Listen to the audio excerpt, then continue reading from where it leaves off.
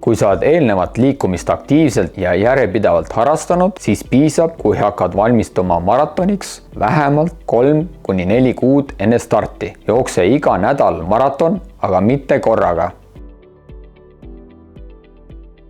Maratonijooksja treening peaks koosnema 3 peamisest komponendist: lihasvastupidavustreeningust, maratoni tempo jooksudest ja pikkadest jooksudest. Lihasvastupidavustrennid on head selleks, et peaksid vastu maratoni kõige raskemad viimased 10 kilomeetrit ja väldiksid vigastusi.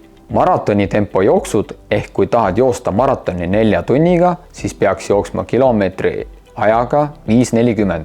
Pikki jookse võiks teha 1–2 korda kuus ning distants võiks olla alates 18 kilomeetrist kuni 32 kilomeetrini, tõstes igal korral distantsi pikkust 10% võrra.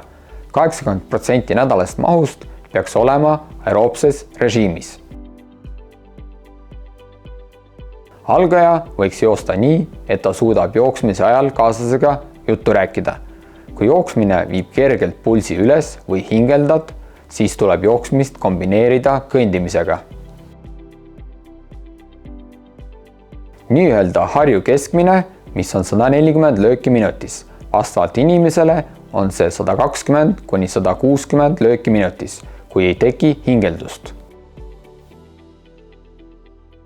Talvisel ajal soovitaks ninast sisse, suust välja hingamist.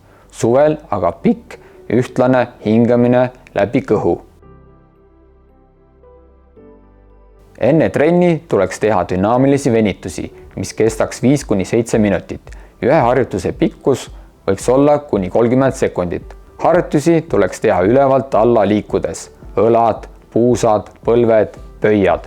Peale trenni tuleks teha ka staatilisi venitusi pikkusega 30–120 sekundit ja venitama peaks neid lihasgruppe, mis said kõige enam koormust. Kogu staatiline venitus võiks kesta 10–15 minutit trenni lõpus. Tegelikult pole vahet, millisel pinnasel joosta. Teadusuuringud on tõestanud, et meie keha harjub pinnasega juba mõne nädala jooksul. Seega, kui vahetad pinnast, siis esimestel nädalatel võivad teatud lihasgrupid rohkem kangeks jääda.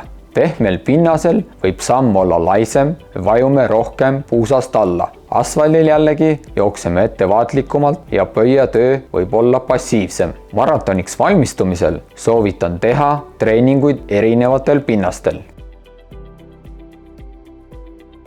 Kombineeri mõlemat. Üksinda suudad hoida õiget tempot ja keskenduda tegevusele, jälgida tehnikat ja hingamist. Kaaslasega on lihtsam trenni minna ja koos üksteist utsitada, kuid on ka oht, et trenn võib muutuda liiga intensiivseks. Head treenimist!